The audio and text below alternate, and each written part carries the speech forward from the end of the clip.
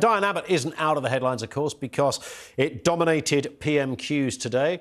And it's all down to that big question, should the Tories give the £10 million back, the donation from this chap called Frank Hester? And in fact, the more you look into Frank, I mean, he's got a little bit of previous on, shall we say, unconventional terminology. Yes, it seems like Frank does like to push the envelope in his sort of humour. Yeah. Somewhat sort of 1980s. Clearly, he's admitted that it was wrong. The government now has been forced to admit it was racist and wrong. And so then what do? Clearly, we have to remember one thing. Shock horror, Labour and the Liberal Democrats would quite like the Tories to lose £10 million.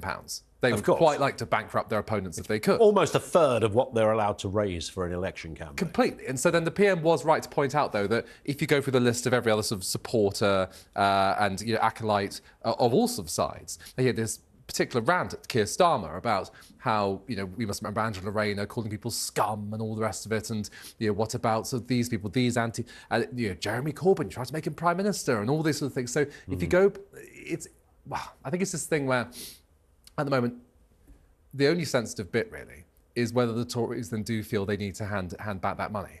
Because, yes, as I'm saying earlier, you can lose it in the rough and tumble, pointing at the rogues gallery across each party. But at the same time, Frank Hester has clearly learned that when you become the Tories' biggest donor, it invites a lot of scrutiny and a lot of brickbats. You get the flattering interviews with people wanting to know why you think Rishi Sunak is so great, but you also get the criticism, and The Guardian are desperate to try and find some way to come at you. Can they not... I mean, I don't know whether Frank Hester is a member of the Conservative Party. He's a donor. Assuming he's a member, can they not just kick him out as a member and make sure that he or his company are never given any contract again?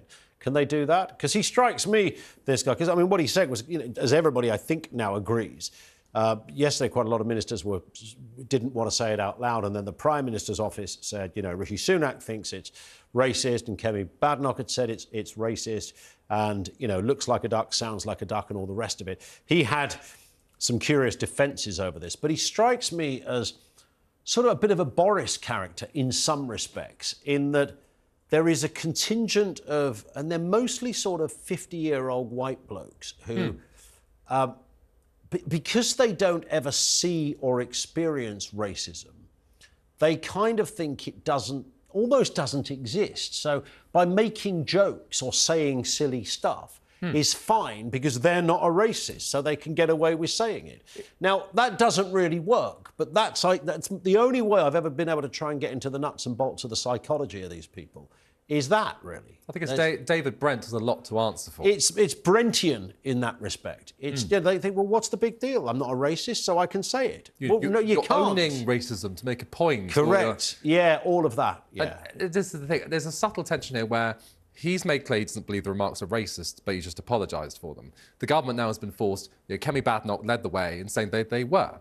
And at the same time, there's the extra dimension where... So there's an interesting part of your questions where you have to pull apart the fact of, well, you can condemn the man, but it doesn't necessarily mean you have to ban the business from ever doing anything for the government, because then the business may well be an excellent supplier. It may be coincidence. And then other people's jobs are at risk and things like that. So it might be a massive overreaction if you did that. And at the same time, the ministers, and this illustrates the point earlier, where if you go down the alleyway of, well, you're going to hand back the money. Are you going to hand back the money?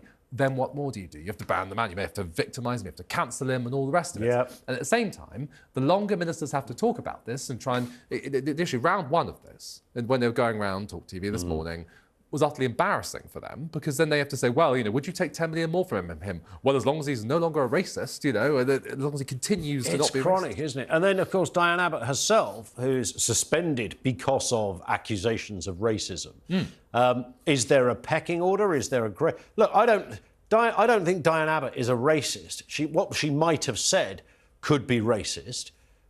I don't think he is probably a racist, as in ongoing, in perpetuity, an active Eugene Terre Blanche character that mooches around places graffitiing bus stops with horrible slogans. But that doesn't mean he didn't say something racist, because he clearly did. And that's why he's apologised. But at the same time, it's quite right of you to point out why Diane Abbott actually is no longer a Labour MP, but has been suspended pending investigation, if memory serves. is for that very same reason. And indeed, if the PM had brought that up in defence, it could have got fantastically ugly. But then at least he tried to keep it very precise, because of course Diane had been victim to remarks they're trying to condemn at the same time. So all in all, I think it then just shows that, well, as I was saying earlier, when you are then a big donor like this, when businessmen get involved in politics, they get all sorts of political jibes thrown at them. But you're right, Asa, because where would we then go if it was about donations? And then you get into what constitutes an insult that is worthy of returning a donation or worthy of being kicked out of it. If he'd have said a such and such MP is a fat old cow or something like sort of 1970s, that would also have been a horrendous thing to say to somebody who might be overweight and has had years of abuse because of their weight. Would that constitute the same? It hasn't got the racist component to it, but it might have a sexist component to it. Where do you go with this? Is saying sorry enough? I think it's sorry for... the rationale among the Tories is it's sorry for a historic incident and a historic outrage. If you suddenly then tweeted that again and said, you know what, I regret nothing, and just doubled down with all the remarks, then a different story.